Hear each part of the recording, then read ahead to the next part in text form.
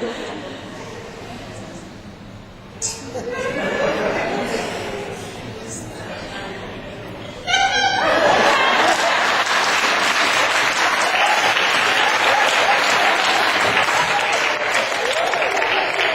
you very much, my dear. Let us remember where we come from so we can celebrate where we are going. And during the years of the presidency of Thabo Mbeki, we would start every day with hope in our hearts and say, our comrade president, who art in parliament or in transit, democratically elected is your government. Its constitution rules. Development shall be done in our rural earth as it is being done in our urban heavens. Give us this day our antiretrovirus. And forgive us for wanting to live as we did, in spite of those white racists who so discriminated against us. And lead us not into denials and hypocrisies, but deliver us from this terrible, terrible approaching genocide. Because in your hands alone lies the power to prevent AIDS from succeeding where apartheid failed forever and ever. Amen. Dangerous. It's like swimming in a river full of crocodiles.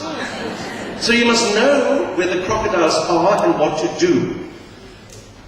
1999 happened and we had a general election and Nelson Mandela retired and Thabo Mbeki became our president, and I cannot tell you how excited I was when I saw that Thabo Mbeki was wearing the red ribbon on his lapel.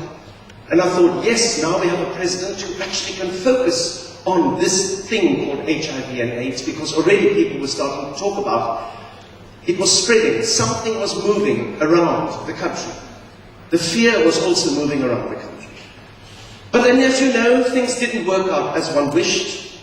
Thabo Mbeki was only wearing the red ribbon to keep away the chocolate. And it was a great shame that we had leadership that looked the other way. That we had a minister who was more interested in growing beetroots, African potatoes and garlic. And it had a terrible, terrible effect on our society. 360,000 people lost their lives when they did not need to lose their lives. And why? Because nobody talked to them about the possibility of not losing your life. So the other word I want to use here is the word talking. When you talk to each other about your fear becomes understandable. And if you can laugh at your fear, hey, what does that mean? How can you laugh at your fear? You don't laugh because it's funny. You laugh because you're in charge. You laugh at your stupidity for being frightened of something that once you see it in the face, it can't touch you. Once you look at fear, it'll always be smaller than you. It'll never be bigger than you. Never, because you're in charge. If you look away, it becomes very, very big. Do you remember Nkosi Johnson? This extraordinary South African boy, 12 years old, little boy, little wise, 900-year-old boy. And at the AIDS Congress in Durban, the last time he actually appeared in public because he was so ill, there he stood on the stage with a big microphone and a little suit. And he said, I'm not living with AIDS. AIDS is living with me because I'm in charge. That makes a huge difference. There are no victims here. It is a virus which now in 2010 has got enough medication to keep you alive and productive. I mean, listen, 6 years ago we couldn't talk like this. 10 years ago, we wouldn't even be here to talk like this, because 10, 15 years ago, there was no hope. John, my friend's friend, died of AIDS, like so many hundreds of thousands of people, specifically in America, then.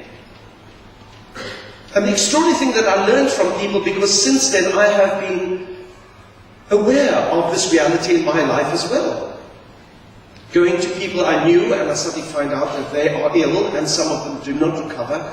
And the one thing they talk about is their funerals. They say, we've got to have a nice funeral for me. And I think, what are they talking about? They are so in charge of their lives because their lives will end, and they know it'll end, but they want things to end properly. It's a great shock. And yet it's a great inspiration to know that fear need not stand between you and what's going to happen. Look, we are not sissies when it comes to viruses. Come on, we are South Africans. Our first virus went on for 40 years, called apartheid. The first virus of apartheid. But you know, the difference was you could see apartheid. First of all, it had colour.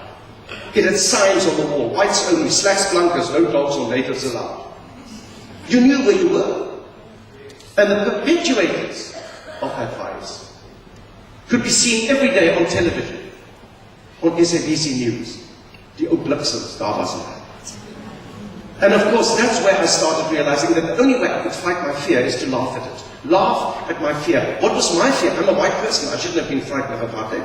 I benefited from apartheid. I had the best education. I lived in fantastic houses.